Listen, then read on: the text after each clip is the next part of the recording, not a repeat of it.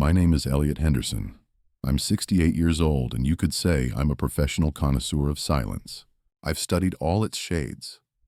The clear morning silence when dust motes dance in a sunbeam. The thick afternoon silence, heavy as old honey. And the deep, deep velvet silence of night, where memories are the only things that make a sound. My house in a quiet Cincinnati suburb, the one my late wife, Helen, and I bought 40 years ago, was its temple. The creak of the floorboards under my feet, the hum of the old Amana fridge, the steady tick-tock of my grandfather's clock in the hall. That was the entire symphony of my life since retirement. I didn't complain. I'd found a certain dignity in the peace. But that Tuesday, November 26th, 2 days before Thanksgiving, the silence changed. It was no longer a comfort. It became a weapon. It was caustic and suffocating, like a toxic gas, and every second of it screamed one thing: my own irrelevance. It all started, as these things so often do now, with a small, glowing screen. It was around 7 in the evening. A raw November darkness had already fallen outside, and a mean, freezing rain was tapping against the window pane. I was in my old leather armchair, the one we'd bought to celebrate Mark's birth. The leather was cracked like a dry riverbed, and held the phantom smells of decades past. My father's pipe tobacco, Helen's perfume, baby powder, the ghosts of beers spilled during old Bengals games. It wasn't a chair, it was a time capsule. In my hands, I held the tablet my grandkids had given me for Christmas. I used it reluctantly, but it was a tether, however thin, to the world outside my walls. I was scrolling through Facebook, a habit that always left me with a mix of contempt and obligation. Contempt for the vanity fair of it all, people curating their lives into glossy, filtered perfection. But it was the only way I consistently saw the faces of my grandkids, 10-year-old Jacob and 8-year-old Emma. My son Mark and his wife Tiffany didn't call often. Their life in Columbus, a 3-hour drive away, was a whirlwind. Mark had his career, Tiffany had her social calendar, and the kids had school, sports, and lessons. I understood, or I told myself I did. Then I saw the notification. Tiffany had tagged Mark in a new post. My heart did its usual little flip, a mix of anticipation and anxiety. I tapped the screen. A photo bloomed into view. It was perfect, like something straight out of Southern living. The living room of their enormous house in Dublin. A fireplace draped in garlands of fake pine and gold ornaments, even though Christmas was a month away. The mantel was lined with expensive-looking picture frames, and there, in the center, were all of them. My son, Mark, wearing that ridiculously expensive Ralph Lauren cashmere sweater I'd hunted down for his birthday. He had his arm wrapped awkwardly around Tiffany, and Tiffany... Well, Tiffany was the star of the show. A flawless blonde with teeth so white they looked like a special effect, wearing a smile that hid the steel resolve of a Fortune 500 CEO.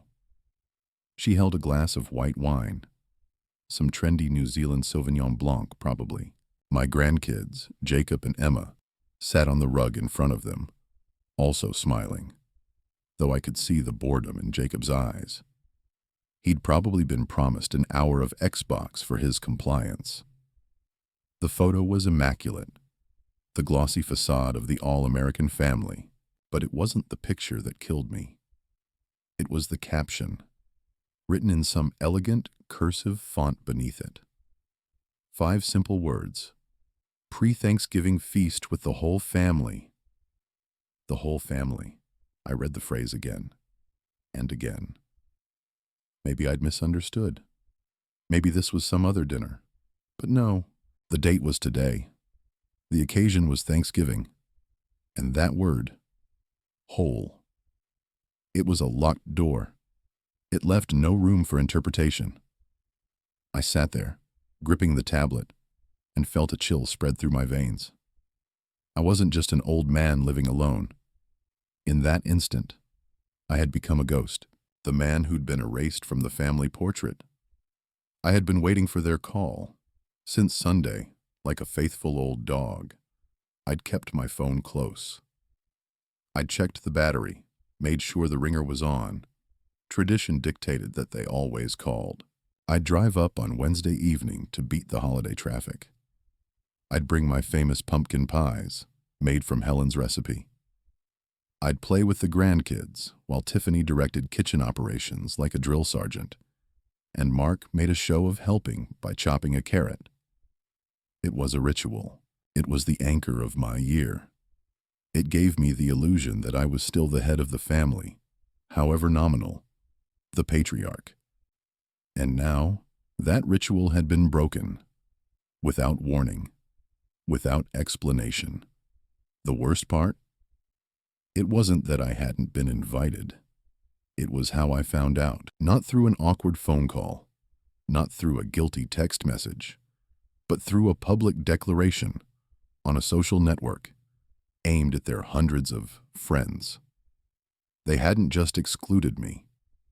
They had put my absence on display for the world to see, and then lied about it with that caption.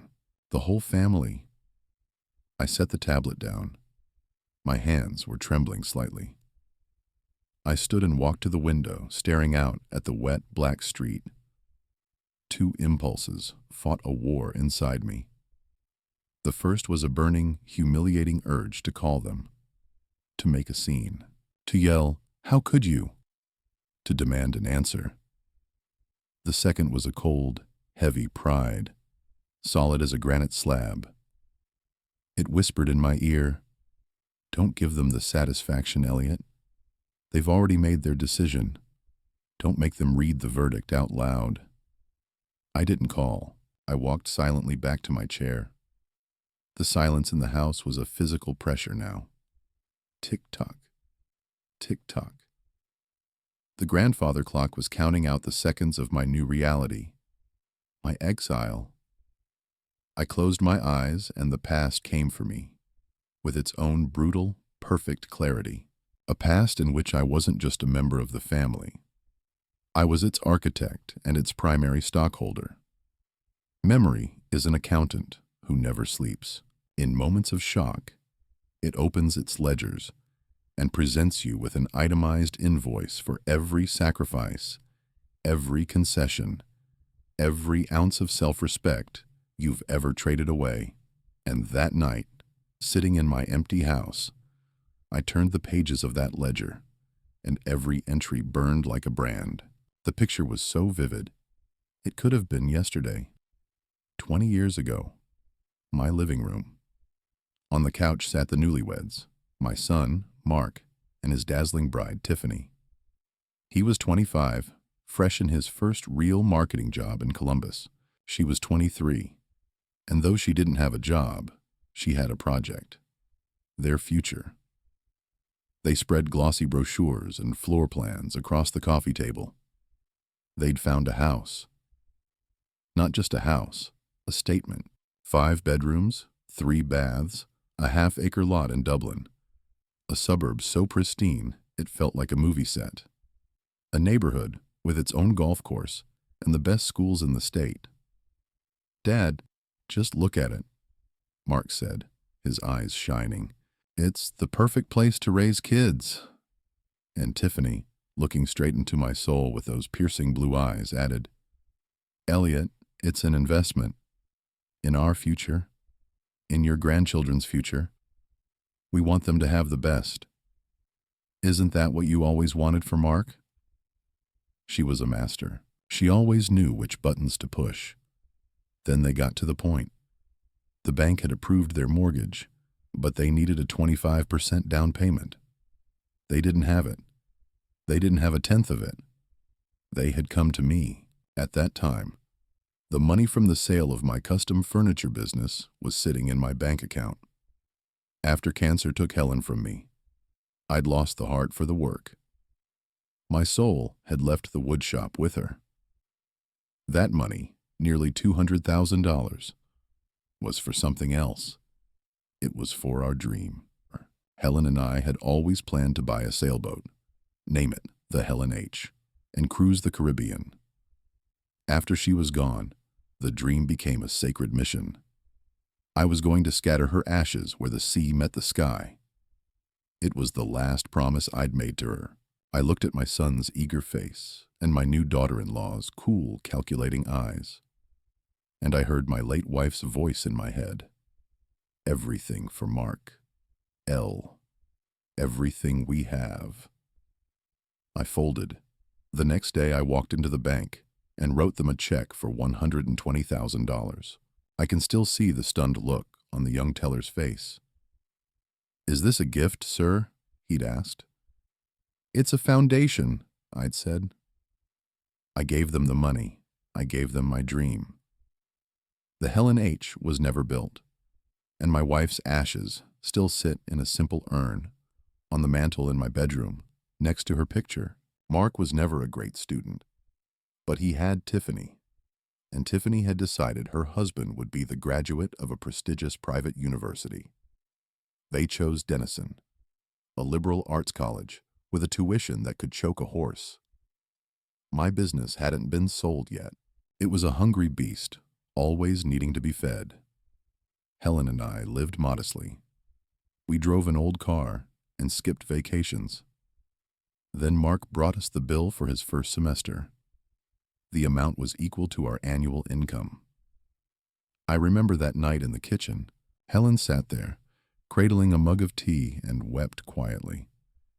"Elle, we can't do this. It's insane." I looked at her and said the words I desperately needed to believe myself. "We have to. This is his chance. I don't want him smelling of sawdust and varnish his whole life like me." I took out another business loan, supposedly for new equipment. Most of it went to pay my son's tuition. It still wasn't enough. So I sold the only thing that was truly mine. My 1968 cherry red Ford Mustang. I'd bought it as a rust bucket and spent 3 years of nights and weekends bringing it back to life in my garage. Every nut and bolt had been turned by my own hands. It wasn't just a car. It was my sanctuary, my therapy, my pride. The buyer came, a young kid with stars in his eyes, just like I'd had when I first saw the car. I handed him the keys. He fired up the engine, and its deep, throaty rumble filled the air one last time before it disappeared around the corner. I stood on the porch and felt like a piece of my own chest had been ripped out. Mark graduated. He got his degree, and he never once asked where the money came from. He saw it as his due. I saw it as my duty. After they bought the house, my role shifted. I was no longer an investor in their future. I was their personal emergency fund. The parade of their unforeseen expenses was endless. "Dad, the transmission went out on the SUV. It's $7,000. Can you float us till next month?" I'd wire the money, knowing next month would never come. "Elliot, we found this amazing robotics camp for Jacob. It's such an investment in his future. But it's $4,000. Maybe you could give your grandson a gift." I'd write the check. "Dad, Tiffany wants a new kitchen. The old one is just depressing her. $20,000, and it'll look like it's straight out of a magazine." I paid for Italian cabinets and German appliances, while my own kitchen hadn't seen a paintbrush since the 80s. I paid for their vacations to the Bahamas because the kids need the ocean. I covered Tiffany's credit card debt after another bout of retail therapy. I was their safety net, their silent partner, their no-questions-asked ATM. And in return, I received their condescension. Their visits to my house felt like inspections. "Dad, you really should update your furniture. This all looks so depressing," Mark would say with a slight cringe. "Elliot, I sent you a link for some organic vitamins. At your age, you really need to be proactive about your health," Tiffany would instruct, as if I were a child. I endured it. I swallowed the little barbs, the casual disrespect, the poorly hidden pity. I told myself it was normal, that this was the price of admission to their perfect life. I clung to the holidays, to the rare phone calls, to the right to be called Grandpa. And now, in the deafening silence, I understood that the price had been too high. I had paid with everything I had, and they, having taken it all, had simply decided the account was closed, and I was closed along with it. The dull ache in my chest began to change. Like coal under pressure, turning to diamond. My pain was hardening into a cold, solid fury. This wasn't the hysterical anger of a petulant child. It was the righteous anger of a grown man who had been humbled for too long and had finally remembered his own worth. I stood up. I walked to the grandfather clock. I opened the glass case and, with a steady hand, stopped the pendulum. Tick-tock, tick-tock. No more. The silence in the house became absolute, dead. The time for waiting, the time for enduring, the time for humiliation was over. I spent the rest of Tuesday and all of Wednesday in a cocoon of cold fury. It was a strange, disembodied state. I moved through my house on autopilot, making coffee, reading the paper, staring out the window. But inside, everything was frozen. The pain had been pushed aside, replaced by an icy calm. I was no longer waiting for a call of apology. I was waiting for something else. I knew they would call, not to repent, but to take. It was their modus operandi, the only way they knew how to interact with me. I was a resource, and they had to try to squeeze out the last few drops. The call came around 8 o'clock Wednesday night. I was at the kitchen table, cleaning my father's old shotgun, a methodical task that always helped me think. The screen lit up with Mark's smiling face, a family photo from one of those resorts I'd paid for. The irony was thick enough to taste. I wiped my hands on a rag, took a deep breath, and answered. "Dad, hey, am I catching you at a bad time?" Mark's voice was aggressively cheerful, as phony as a $3 bill. It was his business voice, the one he used when he was about to ask for something big. "Hello, Mark." "No, you're not," I said.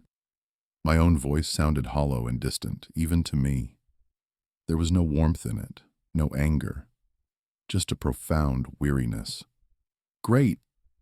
Listen, it's been crazy over here. Just slammed. Getting ready for tomorrow. Tiffany's running around like a maniac. Wants everything to be perfect. You know how she is. A perfectionist," he rambled, filling the air with meaningless static. "We were just talking about you. Wondering how you were doing over there by yourself." "I'm sure you were," I said dryly. He ignored my tone. "So listen, Dad. I'm calling about something really important. An opportunity has come up. A real, once-in-a-lifetime thing. Remember I mentioned that startup to you? The green energy one? Next-generation solar panels? It's a game-changer, Dad. The next Tesla, no joke. Well, they're doing a final private round of angel investing. They're only letting in a select few. And they offered me a spot, Dad. A chance to set up our future. And Jacob and Emma's, too." I said nothing, letting him unroll his cheap, colorful rug of a sales pitch. I continued cleaning the barrel of the shotgun, the methodical motion a steady anchor. "Anyway, the bottom line is, I have to make a decision by the end of this week, and—" He paused, gathering his nerve.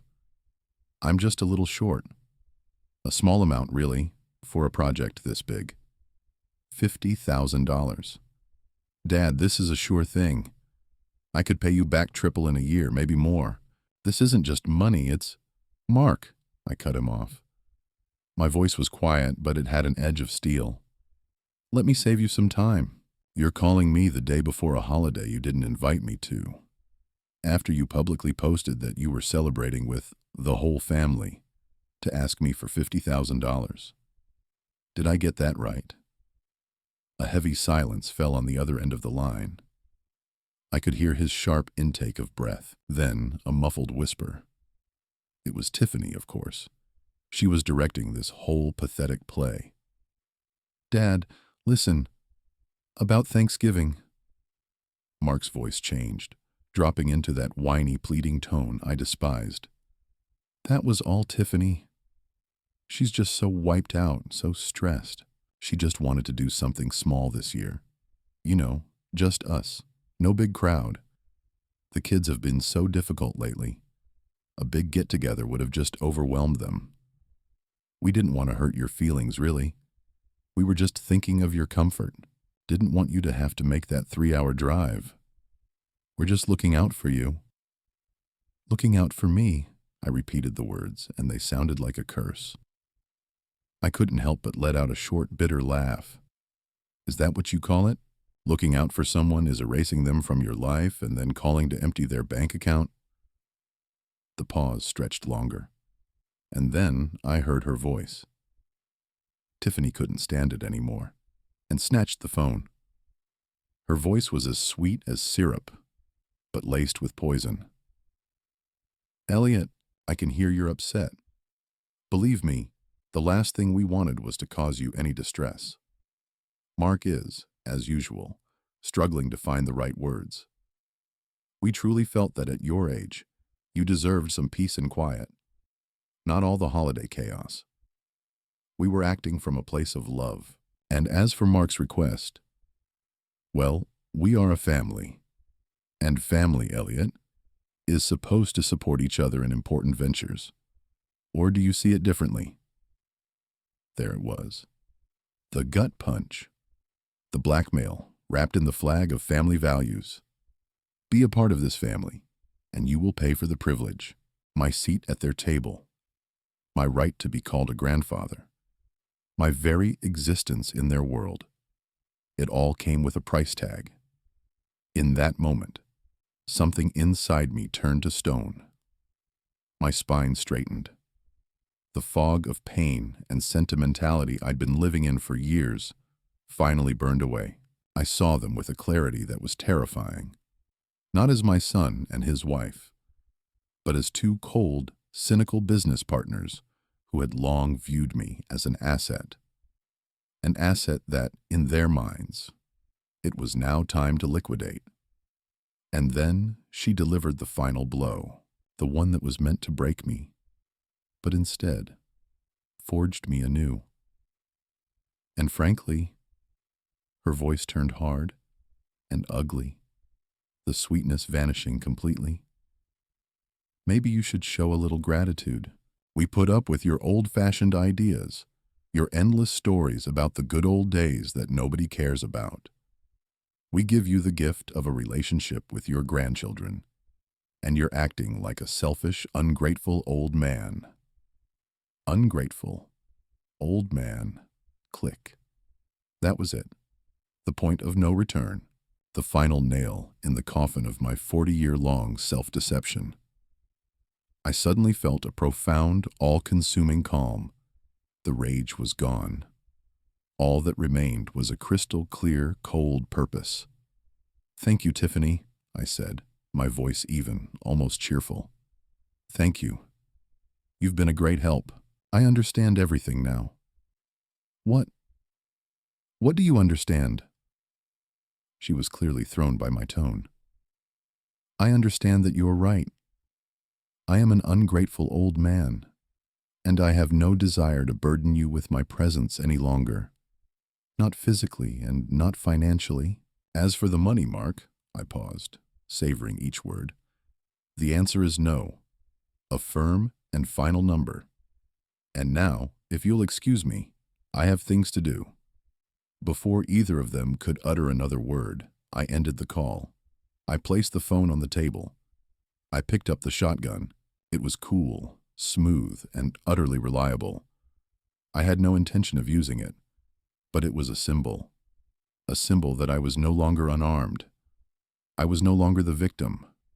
I was no longer the sponsor. I was no longer poor dad.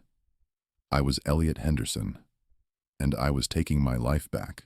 The night between Wednesday and Thanksgiving Day was the most productive I'd had in 20 years. I didn't sleep a wink. The old Elliot was awake. The man who, at 40, with a wife, a young son, and $100 in his pocket, had decided to start his own furniture business. The Elliot who knew how to calculate, how to plan, and how to execute. All night I sat at my old oak desk, one I'd built with my own hands, and I drafted a plan. It wasn't a plan for revenge. Revenge is for the weak and the wounded. This was a plan for justice, a plan for the total and unconditional reclamation of my own life. I called it Operation Dignity. I greeted the Thanksgiving sunrise with a cup of black coffee and a clear list of objectives. As the rest of America prepared to carve their turkeys, I prepared to cut the cord that had been choking me for so long. At 7 a.m. sharp, I called John Rizzo, my attorney. John was a crusty old Italian-American lawyer who'd handled my business affairs for as long as I could remember. He was a cynic, but a man of his word. "Elliot, what the hell are you doing calling me at 7 on Thanksgiving morning? Your turkey fly the coop?" he rasped into the phone. "Morning, John. My turkey turned out to be poisonous. I need your help," I replied. I laid it all out for him, cleanly, factually, with no emotion. The Facebook post, the phone call with Mark, the blackmail from Tiffany. I inventoried every asset they were connected to. The house where I was still the co-signer on the mortgage, the emergency joint bank account that I alone funded every month, the various IOUs from Mark that I had neatly filed away over the years, never really expecting to see a dime. John listened in silence, letting out an occasional grunt. When I finished, he paused for a long moment. "It's a classic," he said finally. "Kids who think a father is an ATM. What do you want, El? You want to scare 'em? Fire a warning shot?" "No, John." My voice was as hard as the oak desk. "I want to open fire with intent. Legally, of course. I want to completely sever my finances from their lives. I want them to finally grow up and start paying their own bills. Literally." I heard a satisfied chuckle on the other end. Now that's the holiday spirit. I love the smell of righteous justice in the morning. Okay, here's the game plan. First, the mortgage. You're the guarantor. Their actions, specifically the financial blackmail, can be classified as bad faith conduct by the borrower that endangers the financial standing of the guarantor. We immediately send a notice to the bank demanding to be removed from the loan. That means they'll have to refinance. Given current interest rates and their lack of a down payment, no bank on earth will approve them. Result: the bank will demand payment in full or foreclose. They will lose their ancestral home. It'll take a few months, but the process is irreversible. I pictured Tiffany's face, and for the first time in a long time, I felt a spark of something like joy. "Do it," I said. Second, the joint account. It's structured so that you can withdraw all funds and close it at any time without their consent. You walk into the bank today and you drain it. Third, the I owe us. We bundle them, draft a formal letter of demand. The total will be significant. It won't put them in jail, but it'll make them forget about cashmere sweaters and robotics camps. They'll get the message that Dad's wallet is closed for good. "John, you're the best," I said. "Draft the papers. Email me everything for my signature." After the call, I went upstairs. I opened my closet and took out my best suit from its garment bag. A Brooks Brothers suit I hadn't worn in a decade, since I'd signed the papers to sell my business. I put on a crisp white shirt and tied a silk tie. I polished my old but timeless Allen Edmonds shoes until I could see my reflection in them. I looked at myself in the mirror. I didn't see a stooped, lonely pensioner.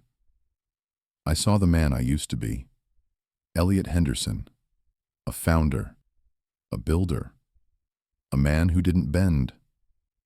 I drove to the bank. I closed the account, withdrawing the remaining $15,000 in cash. Then I got in my old but reliable Buick and drove to Cleveland Hopkins International Airport. I've never been a spendthrift. I've flown coach my entire life. First class always seemed like the height of pointless luxury. But not today. Today was a day to invest in myself. In the airline lounge, I opened my tablet and went to the airline's website. A flight from Cleveland to Honolulu, connecting through Denver, departing in 2.5 hours. Without a moment's hesitation, I clicked the tab for first class. The price was a number that would have given Tiffany a stroke. I smiled and entered my card details. The payment went through. Before I turned off my old phone for good, I composed an email. Not long, not emotional, short and clinical, like an invoice. Subject: Notice of cessation of financial relations. Body: Mark and Tiffany. This letter serves as formal notification that as of today, I am ceasing any and all financial support of your family, effective immediately. First, the joint bank account ending in account number has been closed by me today. 2. I have initiated the official legal process to be removed as guarantor from your mortgage agreement.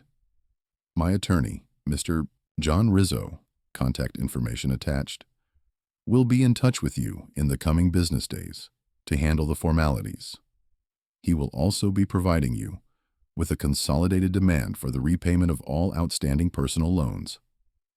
Moondrum, I strongly advise you to seek your own legal counsel immediately. I found your advice yesterday that I should get some rest to be exceptionally wise. I have decided to follow it and am embarking on an indefinite vacation to restore my peace of mind, which was compromised by your actions. Do not attempt to contact me via this phone number or email address, as they will be deactivated. If and when I choose to reinitiate contact, I will do so myself. Thank you for your candor. You've given me the most valuable Thanksgiving gift of all, my freedom. Regards, Elliot Henderson. I reread it. It was perfect in its cold cruelty. I hit send. Then I powered down the phone, popped out the SIM card, snapped it in half, and dropped it in a trash can. The final curtain. An hour later, I was sitting in a massive beige leather seat in the first-class cabin.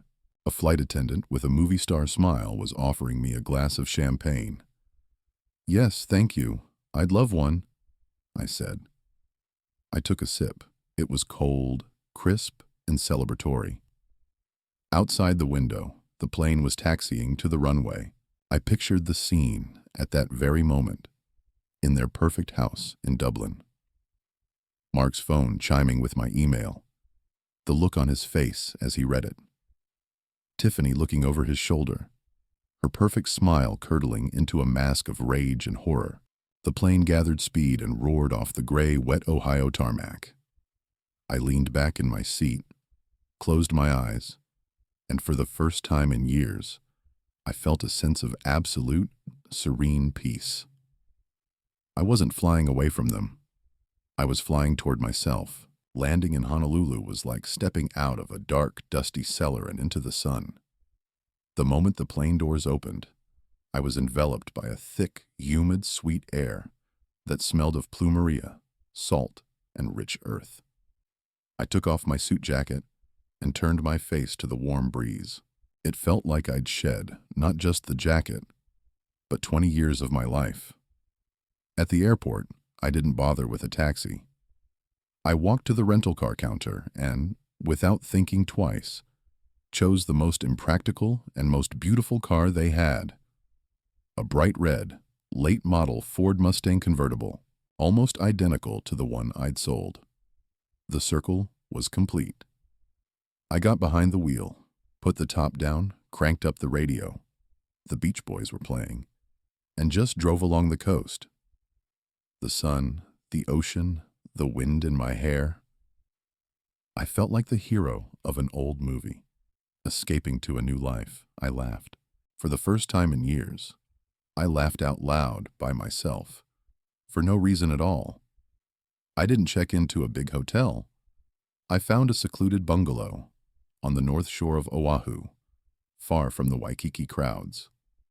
A small wooden house with a huge lanai that stood right on the beach. My only neighbor was the boundless Pacific Ocean. For the first 2 weeks, I lived in a daze. I woke up with the sun, not an alarm clock.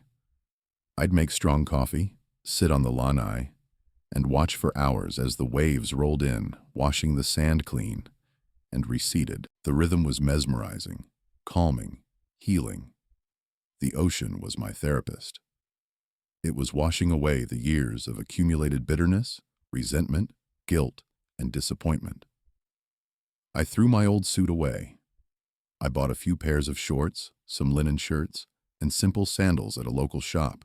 I let my beard grow in. I walked for hours on the beach, collecting shells. I learned the basics of fishing from an old Hawaiian man named Kaleo. We'd sit on the pier in comfortable silence, watching our lines. Sometimes he'd tell me local legends. I'd tell him about my life working with wood. We talked about simple, timeless things. He never once asked me who I was or where I came from. Here, on the edge of the ocean, it didn't matter. After a month, I finally bought a cheap flip phone and a new SIM card. I only gave the number to John Rizzo, and one day, morbid curiosity got the better of me. I logged into my old email account on my tablet. The inbox was a war zone. Hundreds of emails. Dozens from Mark. Dozens from Tiffany. They were a perfect case study in the stages of grief. Denial, anger, bargaining, depression. Mark's first emails were pure rage typed in all caps. "Dad, are you insane? What are you doing? The bank sent a notice. You're ruining our lives. Pick up the phone. I demand an explanation." Then the tone shifted to pleading. "Dad, please, let's just talk. I was wrong. I get it. But the house, it's for the grandkids. Do you really want them to be homeless?" Tiffany's emails were masterpieces of manipulation. "Elliot, I never knew you could be so cruel. Your pride is destroying this family. I will apologize for anything and everything I said if it will make a difference. Think of the children. They love their grandfather, and this is how you treat them." I read it all with the detached curiosity of an entomologist studying insects squirming under a pin. Not a single word touched me anymore. Their world was collapsing, but it was a world they had built on a foundation of lies and my money. I was no longer a resident. I closed the email tab and never opened it again. John Rizzo sent me short, professional texts every couple of weeks. They hired a lawyer, tried to challenge your actions based on your unstable emotional state. The judge laughed it out of court. The house was put up for a rush sale. They found a buyer, but had to take a loss. The loan is paid off. Mark sold his Lexus. He started making the first debt payments. It's pennies, but the process has begun. Justice was being served. Not swift and loud, but slow, methodical, and as unstoppable as erosion. I lived in Hawaii for 6 months. I learned to distinguish 20 different shades of blue in the ocean. I tried surfing for the first time and managed to stand up on the board for a full 10 seconds. I became friends with Miriam, the owner of a small art gallery, a woman with silver hair and laughing eyes. We had dinner together, walked on the beach, and talked about everything and nothing. She demanded nothing from me and expected nothing. It was incredible. One evening, just before Christmas, I was sitting on my lanai. The sky over the ocean was painted in impossible colors. I thought about how the dream of the sailboat, the Helen H., had remained just that, a dream, but I no longer mourned it. I had found something better. A text came in from John. "L, Merry Christmas. Your son called, again, asked for your number, says he just wants to wish you a Merry Christmas. Should I give it to him or tell him to go to hell?" I looked at the message for a long time. I looked at the waves, at the setting sun. I thought about Helen. What would she have said? Probably something about forgiveness. But I realized that forgiving them would mean letting them have a hold on me again. I chose a different path. I texted John back. Give him my mailing address, not email, my physical address here in Hawaii. Tell him if he has something to say, he can write a letter, by hand, on paper. It was my final investment, not in them, but in the faint hope that people can change. To write a letter by hand, you have to take your time. You have to think. You have to put a piece of yourself into it. It's not the same as hammering out angry emails in all caps. I didn't know if he would write, and honestly, I was okay either way. My happiness no longer depended on his repentance. I set the phone down. I picked up the old guitar I'd bought at a local flea market and strummed a simple tune. The wind off the ocean carried the taste of salt. They didn't invite me to Thanksgiving, and it was the greatest gift they ever gave me. They thought they were writing me out of their lives, but what they really did was write me a ticket into my own, and for that I was truly, deeply grateful.